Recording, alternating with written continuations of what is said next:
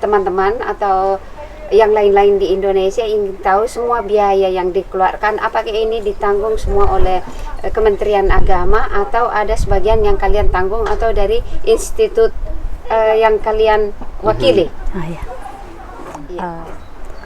Ini sebenarnya kami studi program doktoral ini murni biaya dari Dirjen Bimas Kristen di bawah Kementerian Agama Republik Indonesia. Jadi biaya kami di biaya akademik dan non akademik baik di STT Jakarta, STFT Jakarta maupun yang ada di PTHU Groningen ini sebenarnya murni biaya dari Dirjen Bimas Kristen. Nah, biaya akademik itu langsung ditransfer ke kampus di mana kami berada. Jadi setiap semester itu dari Bimas Kristen mentransfer ke kampus. Misalnya kami di STF Jakarta setiap semester itu ditransfer ke rekening kampus. Nah, biaya non akademik itu kemudian ditransfer ke rekening kami dan itu sangat cukup ya. Cukup untuk kebutuhan kami sehari-hari. Di sini kami kan di housing di tempat tinggal kami di Groningen itu kami memasak sendiri, jadi lebih irit. Nah, kalau misalnya kita makan di luar, pasti dengan 20 euro atau 17 euro satu kali makan ya, pasti mungkin kita akan kebablasan ya. Tapi karena kami hemat, kami berusaha untuk masak sendiri, akhirnya beasiswa itu cukup. Dan kita bersyukur sekali bahwa memang Kementerian Agama sudah memikirkan sampai ke situ, akhirnya ya cukuplah. Dan ketika kami pergi mengunjungi beberapa situs sejarah gereja di Uni Eropa ini, ya itu karena kami hemat dan juga ya kami semua kerja juga ya, kami semua PNS, jadi ada gaji ya, bagaimana kita mengelola saja keuangan kita. Yang jelas kami sungguh berhemat dengan masak sendiri seperti itu ya. Jadi semua biaya dari Kementerian Agama kita. Syarat apa saja yang harus dipenuhi untuk bisa mengikuti pendidikan ini? Ada.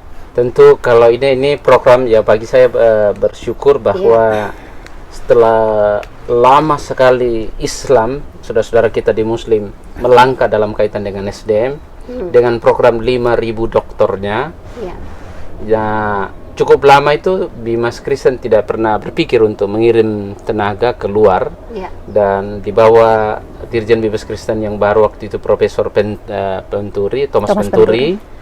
Thomas Penturi mulai memikirkan perlu perlu SDM, walaupun kita sudah jauh ketinggalan dari saudara-saudara kita di Bimas Islam, terutama di pendidikan Islam yang ada institutnya dan juga Universitas Islam. Tetapi sekalipun terlambat ya tetap harus memulainya, dan ada program untuk mengirim tenaga-tenaga dosen Kristen di Indonesia disekolahkan baik dengan sistem langsung full di luar negeri maupun sistem sandwich yang kami alami. Dan akhirnya dipikirkanlah itu dan terjadi, dan kami adalah gelombang kedua, dan tentu melalui proses seleksi yang ya tentu beberapa kali tidak gampang, tidak ketat, tentu ketat juga baik dari sudut bahasa juga interview dan berbagai hal dilakukan. Ada beberapa proses kami alami, akhirnya diambil keputusan bahwa ini yang lulus dari sekian yang ikut tes, dan bersyukur ya saringan, dan bersyukur ya dengan ya kemampuan yang terbatas bisa melewatinya dan bisa ditempatkan di STT Jakarta. Bagi kami ini sebuah iklim akademik, karena rata-rata juga bagi kita STT Jakarta itu boleh dikatakan ya salah satu, bahkan mungkin ya salah satu sekolah teologi yang sangat tinggi juga standar untuk belajar di sana, di STT Jakarta. Dan syukur ada kerjasamanya dengan Belanda, bisa kami ke sini. Jadi bagi kami itu melalui proses yang panjang, tapi proses itu bagi kami memaknainya itu hanya pintu masuknya, tetapi semuanya di dalamnya tentu karena Allah lah yang memungkinkan semua perkara ini kami lalui. Dan tentu ya kami berharap kakak bisa mendoakan semoga bisa juga menyelesaikannya dengan baik. Studi ini dan pengalaman-pengalaman ini dimungkinkan kami bisa bagikan kepada mahasiswa yang kami ajar, calon-calon pendeta, calon guru, calon pemimpin di Toraja. Karena mimpi kita, misalnya saya pribadi dari Toraja, bahwa anak-anak didik yang dibina ini akan menjadi pemimpin bukan hanya di Toraja tapi juga nasional, kalau perlu dari Toraja yang kecil ini ya mengirim juga tenaga kemana-mana. Ya, kalau perlu ada juga yang menjadi misionaris ke Belanda. Siapa tahu, karena sekarang menjadi re-evangelisasi kembali. Nah, mungkin di Belanda tinggal diklik kembali, ingat bahwa Belanda ini basicnya Kristen sebenarnya, tapi sayang sudah mengalami kelesuan itu. Jadi pengalaman itu kepada mahasiswa juga, pengalaman yang kami alami, pendidikan yang kami alami, kalau kebetulan kami juga ya walaupun di kampus ikut membantu melayani sebagai majelis di gereja. Jadi ikut dibagikan bagi pelayanan, tentu juga dengan keluarga, dengan siapapun yang kita jumpai. Saya kira itu.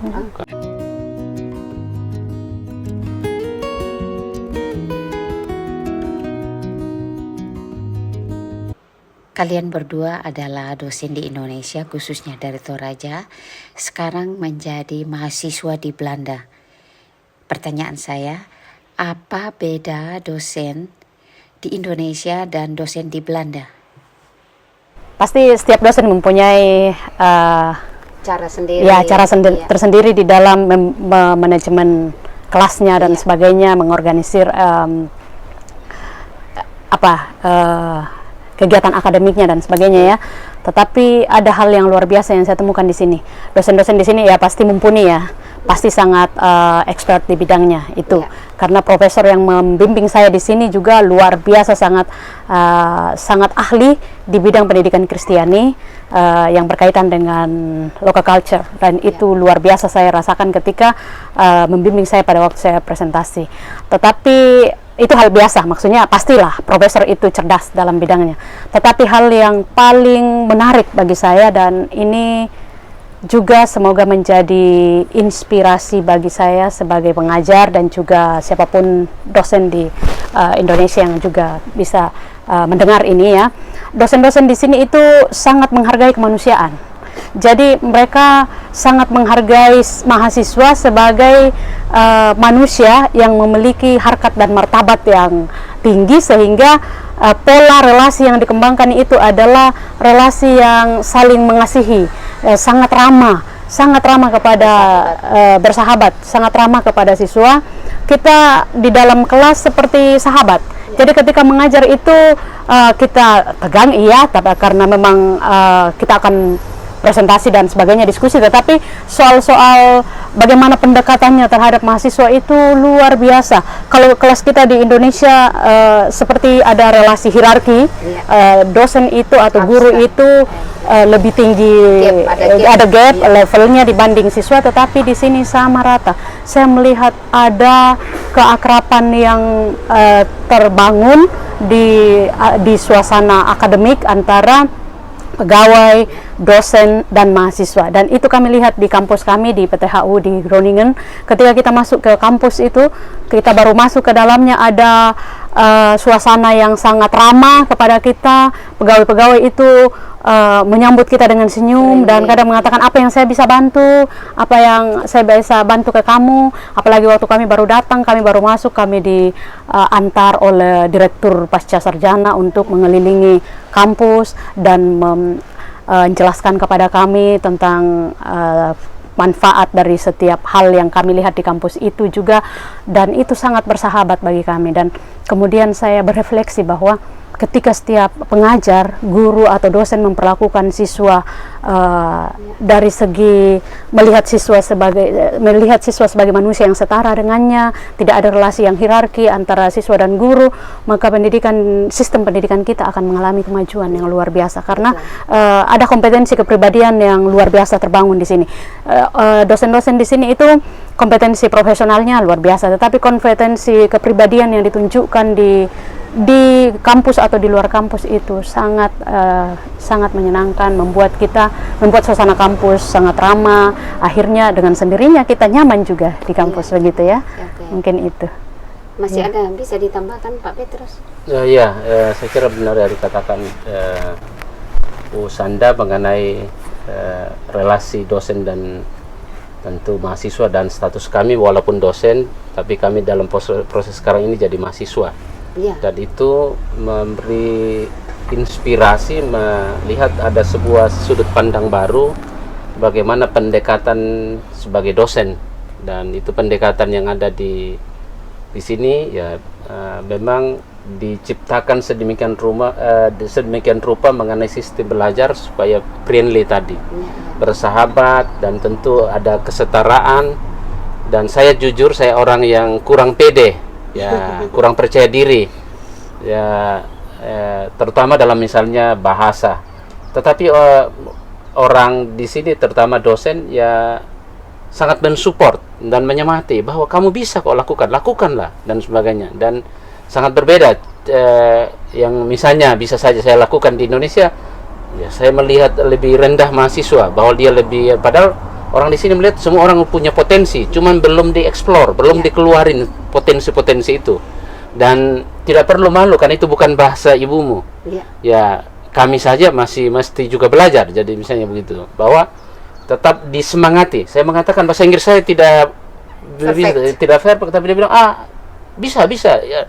Nah, saya tahu itu tidak, tapi dia sepertinya terus menyemangati. Nah, terutama pengalaman saya terkait dengan dosen di sini, mereka tetap memberi semangat ya. Mentor saya itu ya, ada sesuatu yang baru saya dapat dari mentor, bahwa misalnya saya bicara tentang teologi kontekstual, tetapi dia sudah lebih dari itu, melampaui teologi kontekstual yang sedang dia pikirkan, bahwa tetap ada Katolisisme, ada ya nilai-nilai standar, nilai-nilai umum di dalam, kalau kita bicara gereja, dalam berhadapan dengan budaya. Tidak berarti dan bagaimana mengintegrasikannya dengan budaya, itu mereka sebutnya sebagai ya intercultural studies sebenarnya. Jadi tidak berarti kita kehilangan prinsip kekristenan. Tentu ada nilai dan didialogkan dengan nilai Kristen, dan itu bagaimana diintegrasikan. Itu profesor saya yang jadi mentor, dan itu luar biasa. Dan satu pengalaman baik, saya ketemu dengan beberapa scholar pada dosen di konferensi internasional. Waktu itu ada tawaran, dan saya juga tertarik untuk hadir, tetapi tentu bicara euro, biayanya mahal. Lalu bergumul, ada ndak ruang, dan tiba-tiba ada tawaran untuk menjadi steward kepada kami semua, dan itu slotnya kecil. Awalnya saya ya ragu-ragu. Ini pengalaman baru, pengalaman yang sama sekali baru pertama kali datang di Eropa, lalu kemudian mau apa istilahnya orang di Indonesia, mak jago-jago begitu ya. Lalu saya bilang, ya saya gumuli, saya doakan, ya sudah, saya putuskan mencoba memberanikan diri melamar, dan akhirnya diterima, dan saya hadir. Memang juga bergumul waktu itu ya, bahasa Inggris saya yang kacau, menjadi steward. Ya, ini mungkin kalau didengarnya steward itu keren kan, tetapi sebenarnya ya membantu penyelenggaraan itu, dan bersyukur berjalan. Dan kemudian tiba-tiba ada tugas tambahan menjadi interviewer, mewawancarai para peserta, bagaimana kesan-kesan mereka mengenai konferensi internasional, dan itu diliput oleh televisi mereka di PTHU. Waduh, bergumul waktu itu. Saya katakan saya tidak bisa, kalau bahasa Indonesia bolehlah, tapi ini bahasa Inggris pengalaman pertama, dan ini langsung di Eropa, coba di Indonesia atau di Toraja lah mungkin ada, tapi dia bilang kamu pasti bisa. Dan dosen profesor itu, Profesor Ellen, semangati, dan akhirnya terima tantangan, saya melakukannya itu. Dan setelah itu saya tahu banyak sekali kekurangan, tapi profesor itu sebagai ketua panitia datang menepuk saya dan mengatakan, wah, luar biasa, terima kasih kamu membantu. Padahal dalam hati kecil saya, mana yang luar biasa, biasa-biasa aja kok, bahkan sangat tidak berkualitas. Tapi itulah mereka, penghargaan. Mereka menghargai ya. Dia lebih banyak mensupport dibanding ya selalu mencari celah kelemahan. Dan dia bilang kamu pasti bisa. Dan itu nah, sekalipun sebenarnya ya apa-apa yang dipikirkan oleh profesor di sini ya tidak jauh beda dengan dosen-dosen kami. Bahkan ya tentu ada juga kelebihan di profesor-profesor di Indonesia, tetapi ya persoalan kita ialah, termasuk saya, kemampuan, kepercayaan diri untuk mengeksplornya, mempresentasikannya dalam bahasa Inggris. Dan saya bersyukur diberi kesempatan dengan kawan-kawan masing-masing mempresentasikan di seminar kami yang dari Indonesia itu, di depan 2 profesor setiap kali seminar. Itu pengalaman yang luar biasa, walaupun betul-betul membuat ya hati ya sangat gemetar dan sebagainya, tapi sekali lagi itu anugerah yang luar biasa. Terima kasih. Pak Petrus dan Ibu Sanda saat ini kuliah di Universitas Groningen yang berskop internasional. Bagaimana pengalaman bersosialisasi dengan mahasiswa dari negara lain? Kami berjumpa dengan teman-teman dari negara-negara lain ya. Di kampus itu teman-teman kami dari berbagai negara. Dan kita bersahabat ketika kita berjumpa di kampus itu, kita sangat dekat, sangat akrab dengan mereka. Kita bercerita masing-masing dengan pengalaman di negara-negara kita dan sebagainya. Dan satu hal yang menarik adalah di tempat tinggal kami itu sebenarnya khusus untuk mahasiswa internasional. Jadi dari berbagai negara di situ kami berkumpul. Di dekat kamar saya itu ada orang Finlandia, ada Jepang, ada juga orang Turki, dan bermacam-macam lah. Kami satu dapur dengan mereka ya. Dan ketika kita hanya bertemu ketika kita masak di dapur, itu pun bergantian, dan kita di ruang makan. Jadi jarang sekali sih sebenarnya kita bertemu, tetapi ketika kita berjumpa saat makan, kita berkomunikasi. Dan satu hal yang menarik yang saya temukan adalah mahasiswa S1, ada yang S1, ada yang S2, ada yang S3 juga, tapi pada umumnya S1. Mereka ada di sini itu juga program sandwich. Jadi kurikulum di kampus mereka sebenarnya mengakomodasi ada pengalaman luar negeri di dalam setiap kurikulum mereka. Jadi setiap satu periode, misalnya S1 itu harus ada pengalaman luar negeri 1 tahun atau 2 tahun. Itu baru S1. Dan itu menarik sekali. Seandainya ada revisi kurikulum di Indonesia juga, di kampus-kampus kita di Indonesia, mungkin terlalu jauh kalau kita mengatakan ada pengalaman luar negeri kalau baru S1 ya. Walaupun di sini yang di housing kami juga ada mahasiswa dari UGM yang sudah mengalami itu, jadi sudah ke jangkauannya internasional. Tetapi kalau misalnya kita IAKN bisa saja, atau kampus-kampus lain di Indonesia, mungkin bisa dipikirkan perancang kurikulum untuk mengakomodasi juga pengalaman nasional saja. Pengalaman nasional, misalnya ada MOU di setiap kampus, misalnya kami IAKN Toraja MOU-nya ke beberapa kampus di Indonesia supaya mahasiswa bisa mengalami pengalaman yang lain di suasana akademik di kampus lain dengan mata kuliah yang kontennya sama, jadi ada substansi yang sama. Misalnya di sana kurikulum kita ada mata kuliah yang juga diajarkan di kampus lain, jadi dia bisa menawar mata kuliah itu di kampus lain, misalnya 1 semester atau 2 semester, tetapi SKS-nya diperhitungkan di kampus kita. Jadi dia tetap dianggap sebagai mengikuti kuliah semester itu, dan kemudian apapun nilainya dari kampus itu, dosen di kampus yang lain yang ada MOU dengan kita berhak memberi nilai, dan itu kembali dibawa ke kampus, kembali melanjutkan pendidikan di kampus. Itu bagus sekali. Saya pikir pengalaman-pengalaman seperti itu perlu dipikirkan di Indonesia, sehingga mahasiswa kita ada experience yang lain yang dialami, suasana akademik yang lain, tidak hanya di satu kampus di mana dia berada. Nah, itu hal yang sangat menarik yang saya lihat di soal kurikulum ya, dan pengalaman mahasiswa. Kalau Pak Petrus masih ada yang bisa kira-kira menginspirasi pendidikan teologi di Indonesia selama pengalaman berada di sini, selama pengalaman berada di kampus? Ya sebenarnya terlalu banyak bisa kita ceritakan mengenai ya, tadi saya katakan ya ini singkat tetapi berkualitas, yang betul-betul saya menghayati. Belum tentu ya kawan kami berikutnya kalau ya akan datang seperti yang kami alami, tapi tentu secara itu bahwa masing-masing sudah punya karunia masing-masing yang dianugerahkan ya. Dan pengalaman-pengalaman itu memang sepertinya terintegrasi, bukan hanya pengalaman suasana akademik di Eropa tadi, bukan hanya soal ilmunya, tetapi juga pengalaman-pengalaman baik dalam kelas maupun yang sungguh bersahabat, juga international conference. Dan tadi Bu Sanda menyinggung mengenai boleh berbaur dengan mahasiswa-mahasiswa internasional, kita bisa sharing dan menarik pengalaman-pengalaman mereka bagikan. Jadi itu menjadi memerkaya diri saya. Tentu juga ini penting untuk kalau kami kembali ke kampus dalam hal kaitan-kaitan kebijakan, kalau dimungkinkan untuk pengembangan kurikulum yang sudah ada diperluas dengan bobot-bobot yang tentu untuk meningkatkan tantangan sekolah teologi dan juga kepemimpinan di manapun akan lebih berat ke depan. Kalau dia hanya dengan model lama, Ya. tanpa ada sesuatu kebaruan, maka bisa saja ya akan ketinggalan. Ditambah juga jemaat atau masyarakat makin maju, dan kalau alumni yang kita hasilkan benar-benar tidak ada nilai tambahnya, maka itu bisa menyebabkan banyak hal. Dan karena itu menarik bahwa seandainya ada juga pertukaran itu, student exchange itu ada, ya bukan hanya nasional, kalau toh ada ruang untuk internasional, kenapa tidak? Supaya itu kita bisa menghasilkan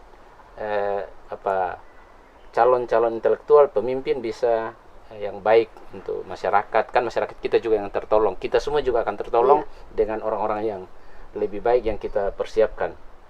Dan tadi pengalaman, kalau bicara inspirasi juga, tadi mungkin saya tambahkan sedikit ke Irene mengenai beasiswa. Ya tidak pernah kita akan mengatakan uang itu cukup, selalu akan orang sepertinya kehausan dengan uang, tapi belajar dengan sikap bersyukur. Gratitude. Belajar bersyukur, kami mensyukuri ada dikasih, ya tergantung kita lebih atau cukup. Dan memang ya saya pribadi misalnya, tentu kami semua yang datang di sini lahir di kampung, sudah terlatih mandiri, masak sendiri, bagaimana mengelola sendiri. Jadi uang ini bagaimana kita beli saja beras yang murah dan sayur, lalu kita olah sendiri, masak, airnya hemat, dan itu bisa kita pakai untuk bisa dalam biaya-biaya transportasi dan sebagainya. Dan lebih dari itu sebenarnya ternyata Tuhan memakai banyak orang yang berbagi dengan kami, yang punya kasih, ya orang Indonesia, orang Toraja, yang memberi makan, minum, ya kalau kita ketemu bisa nginap di rumahnya dan sebagainya. Bayangkan kalau kami pergi ke sebuah tempat, lalu harus nginap di hotel, berapa yang harus dibayar? Makan, berapa yang harus dibayar misalnya? Ya paling ya kami bisa ya pakai transport juga, tentu berusaha cari yang murah, jalan malam murah, yang sistem paket. Itu beli grup yang harganya misalnya 26 euro, bisa akhirnya bisa 10 atau 8 euro ketika banyak-banyak kita yang ikut di grup itu.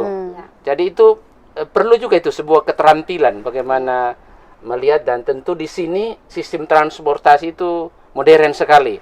Sistem internetnya tinggal kita klik mau kemana bisa dibantu. Sekalipun dalam proses ini ya pernah juga agak tersesat, termasuk kemarin ketika janjian dengan Om, kami lari ke tempat lain padahal Om menunggu di bawah. Jadi itu pengalaman-pengalaman yang termasuk pengalaman mengejar pesawat atau mencari pesawat. Kalau mau cari yang murah misalnya di Schiphol, harganya ratusan euro, kami kejar ya harus yang 30-an di lewat Luxembourg.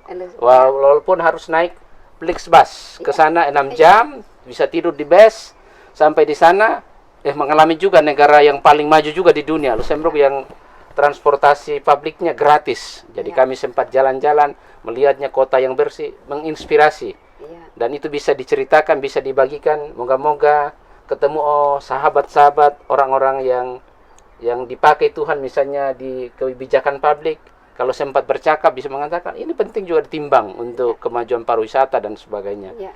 Jadi itu luar biasa. Dan sekali lagi ya Tuhan, saya melihatnya tetap ada berbagi melalui kami, melalui warga jemaat, melalui orang-orang yang baik hati untuk kami menolong, sehingga bicara biaya bagi kami ya lebih dari cukup, atau ya cukup lah paling kurang ya gitu. Dan tadi ya kalau tuh ada kekurangan ya syukur kami sudah bekerja, bisa ya mumpung sudah ada di sini, daripada berangkat dari Indonesia lagi ke Vatikan butuh puluhan juta, dari mana dapat duit. Tapi ini bagaimana melihat celah ini sebuah manajemen juga, strategi di singkat waktu, manfaatkan waktu yang ada, tetap mengerjakan tugas pokok, tapi ada healingnya juga melalui refreshing, tapi refreshing yang syarat juga dengan belajar sebenarnya.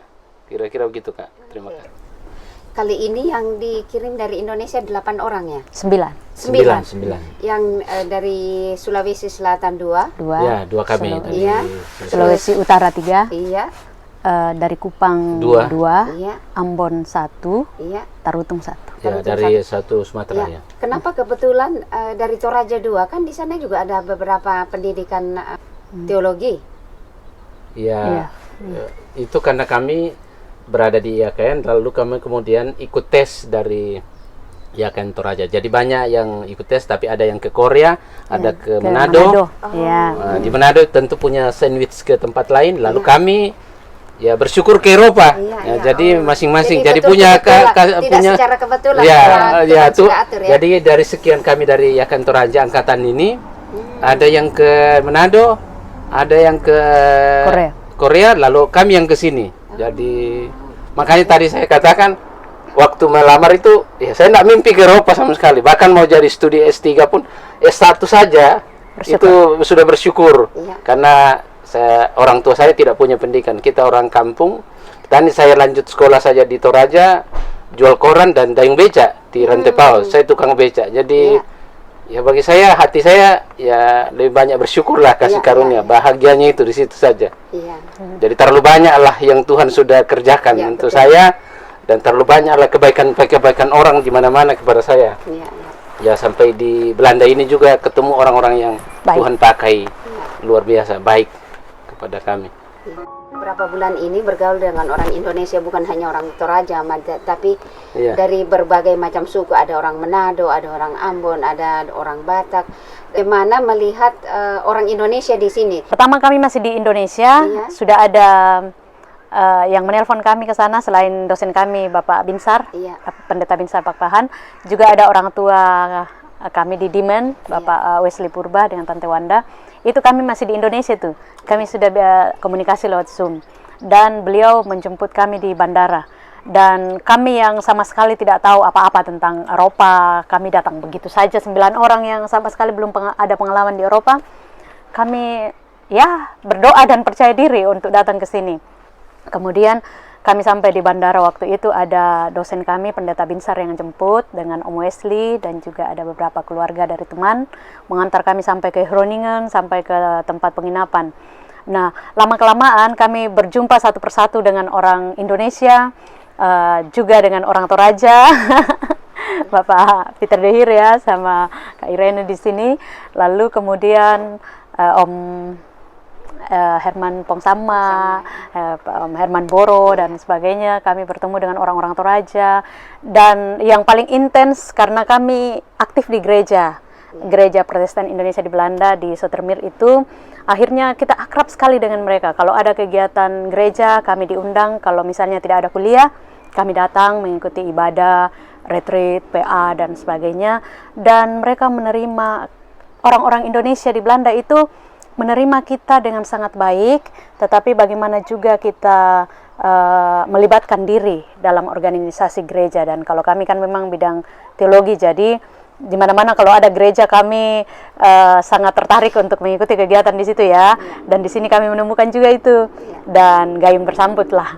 Kami ingin mengikuti kegiatan gereja, dan gereja-gereja di Indonesia di sini menyambut kami dan mengundang kami mengikuti kegiatan-kegiatan itu luar biasa. Dan ikatan emosional yang terbangun semakin hari semakin kuat. Bahkan ketika kami masuk di bulan Juli ini, mereka mengatakan, aduh kalian sudah mau pulang, pasti kami akan kangen, kami akan sedih mengingat kalian dan sebagainya. Dan kami juga merasakan itu, bahwa kami punya orang tua di sini setelah kami ada di Belanda, walaupun awalnya sama sekali tidak ada orang kita kenal. Sekarang sudah banyak, sekarang sudah banyak yang menjadi orang tua, menjadi sahabat, menjadi kakak bagi kami. Aduh luar biasa. Dan kemudian ketika ternyata kita datang di Eropa pun sekalipun, banyak orang Indonesia yang siap untuk menjadi teman bagi kita ketika kita mau juga untuk terlibat, mengambil bagian di dalamnya. Jangan di kamar terus untuk belajar. Belajar penting, tetapi organisasi juga penting. Berelasi juga dengan sesama kita, orang Indonesia di sini dan juga orang-orang luar negeri di sini yang bisa kita jangkau ya. Penting juga, relasi juga sangat penting. Bukan soal pendidikan, tapi soal keluarga. Kalau 6 bulan kan bukan waktu yang pendek. Gitu. Gimana pengalaman untuk meninggalkan anak-anak? Siapa dulu nih? Tentu ibu-ibu yang Ibu-ibu biasanya dulu ya. dan yang sudah terbiasa. Ya, itu yang terberat sebenarnya. Jadi itu yang tantangan yang terberat bagi kita. Mungkin orang berpikir bahwa kita ya bersyukur bisa menginjak Eropa, tetapi yang orang tidak tahu adalah beratnya perjuangan meninggalkan anak-anak, suami dan keluarga. Berat sekali untuk meninggalkan anak-anak yang masih kecil. Aduh, nanti saya nangis ini kalau cerita. Ini? Anak saya 3. Yang satu Gisa kelas 3 SMP, ini berapa? umur 14 tahun. Iya. Yang kedua Velin itu kelas 5 SD ini, dan yang ketiga Mecita kelas 4 SD. Iya. Jadi cewek semua. Iya, iya. Masih kecil-kecil. Waktu saya baru datang, saya langsung menelpon dan nangis. Kenapa saya harus ke sini meninggalkan anak saya? Iya. Dan saya nangis betulan. Iya. Sangat, itu tantangan terberat bagi saya. Tantangan berat kuliah, bahasa dan sebagainya oke, tetapi paling berat adalah meninggalkan anak. Saya terus-menerus berlutut berdoa memohon Tuhan, apakah saya ibu yang baik yang meninggalkan anak selama itu? Padahal anak saya masih kecil, butuh bimbingan, apalagi yang masuk remaja yang pertama itu. Tetapi kemudian saya percaya, sungguh percaya kasih Tuhan. Saya percaya Tuhan pasti melindungi dia di sana. Yang bisa saya lakukan di sini adalah mendoakan mereka sambil saya mengerjakan tugas-tugas saya. Bersyukur ada keluarga yang tinggal bersama mereka, dan setiap hari kita video call untuk setiap pagi melihat bagaimana aktivitas mereka akan ke sekolah dan sebagainya. Tetapi intinya adalah tidak mudah untuk meninggalkan anak selama ini, meninggalkan keluarga selama 6 bulan dan seperti itu. Karena itu sebenarnya kalau ada orang yang juga nanti mengikuti jejak kita, harus siapkan mental, sungguh-sungguh penuh keyakinan bahwa Tuhan akan menjaga kita di sini, anak kita dijaga oleh Tuhan di sana. Tetapi 6 bulan itu di mana perhatian seorang ibu atau seorang ayah jauh dari anak itu, kita sangat kehilangan relasi-relasi yang sangat penting setiap hari. Di mana orang lain di rumah bersama anak-anaknya, kita kok meninggalkan anak kita. Itu yang orang lain tidak tahu. Itu yang membuat itu pergumulan pribadi kita yang luar biasa, bahwa sebenarnya ya mungkin orang pikir luar biasa ya punya pengalaman kuliah di Eropa, tetapi juga orang tidak tahu bahwa kita sedang memendam pergumulan berat, harus meninggalkan anak yang seharusnya setiap hari kita akan mendampingi, menyatakan kasih sayang kepada mereka. Itu berat sekali Kak. Tetapi ya puji Tuhan, sehat-sehat mereka semua sampai saat ini, dan sebentar lagi kita akan kembali. Iya.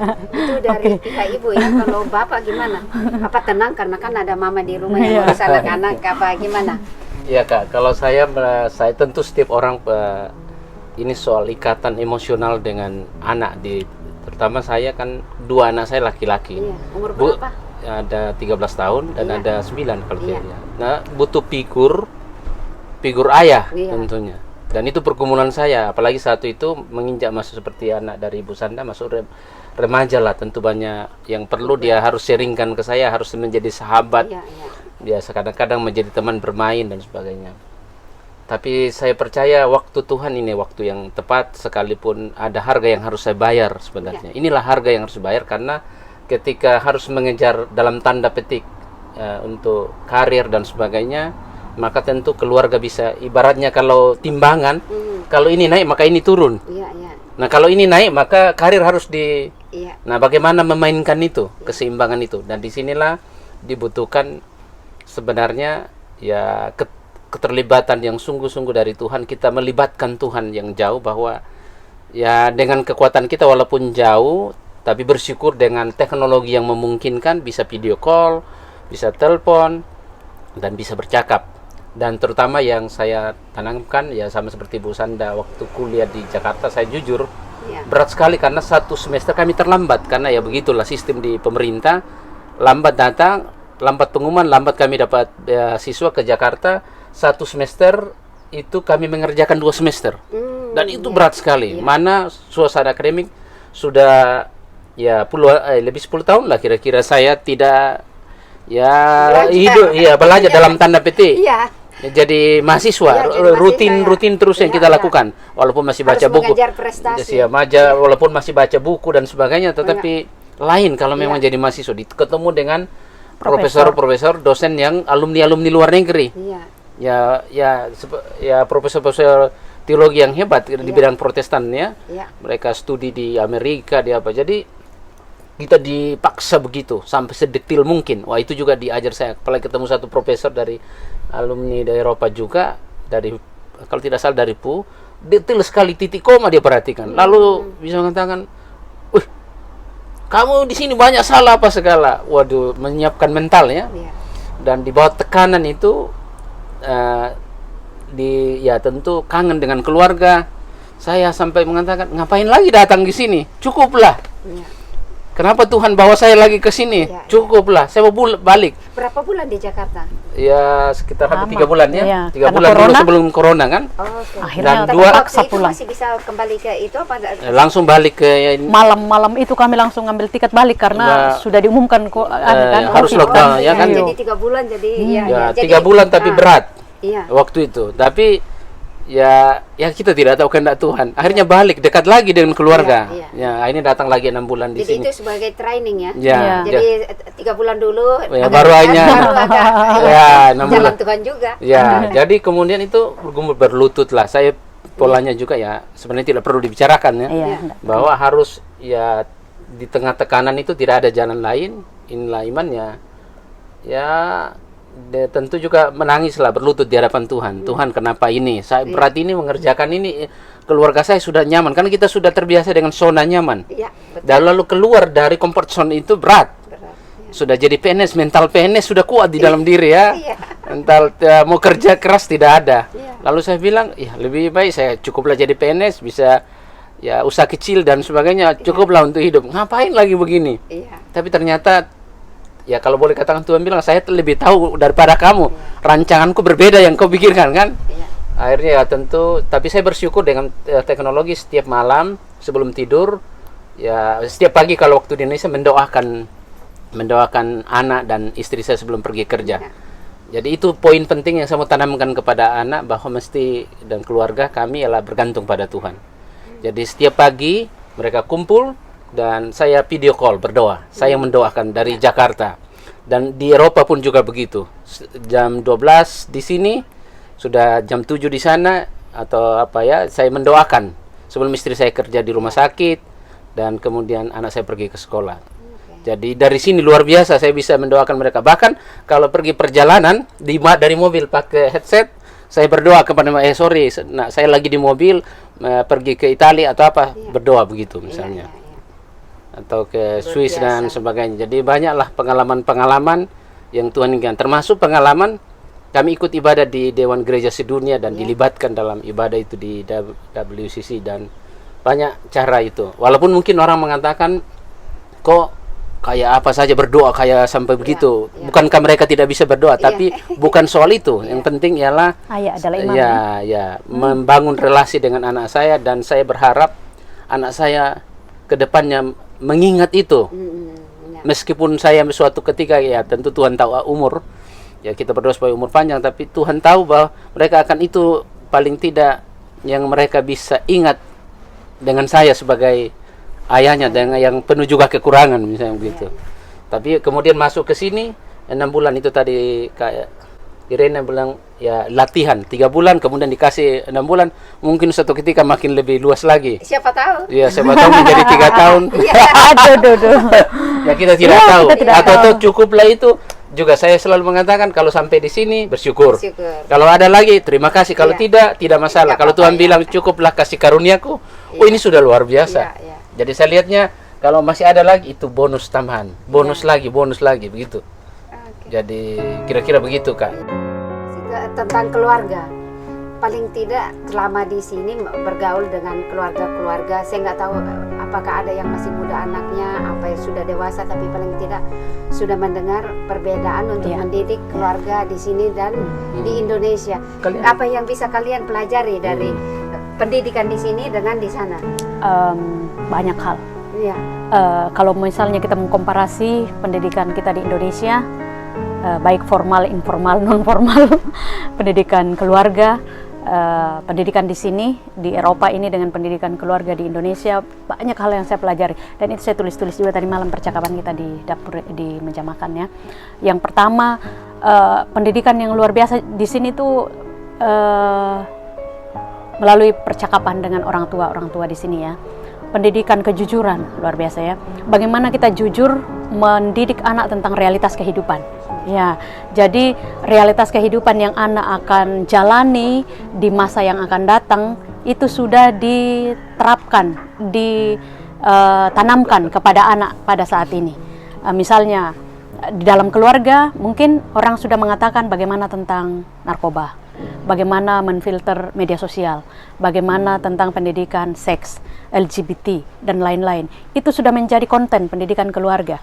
Kalau kita di Indonesia masih banyak hal yang disembunyikan kepada anak. Pendidikan-pendidikan itu belum vulgar jujur kepada anak, tetapi masih banyak hal yang kita sembunyikan. Misalnya kalau di sini pendidikan yang antisipatif, ada pendidikan yang misalnya preventif ya, begitu mencegah, sehingga kita menjelaskan dulu manfaatnya kepada anak dan sebagainya, manfaat konstruktif, destruktif kepada anak. Tetapi di Indonesia kadang-kadang ya, tidak semuanya juga, tetapi yang kita lihat kadang-kadang itu setelah anak merasakan dampak negatifnya, misalnya baru orang tua marah atau orang tua mendidik.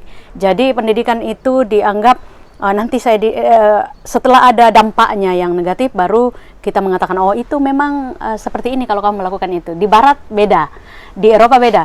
Dari sejak kecil realitas kehidupan itu sudah dijelaskan kepada mereka sehingga mereka sudah punya pertahanan di dalam diri mereka sebelum mereka menjumpai realitas itu, ya kan?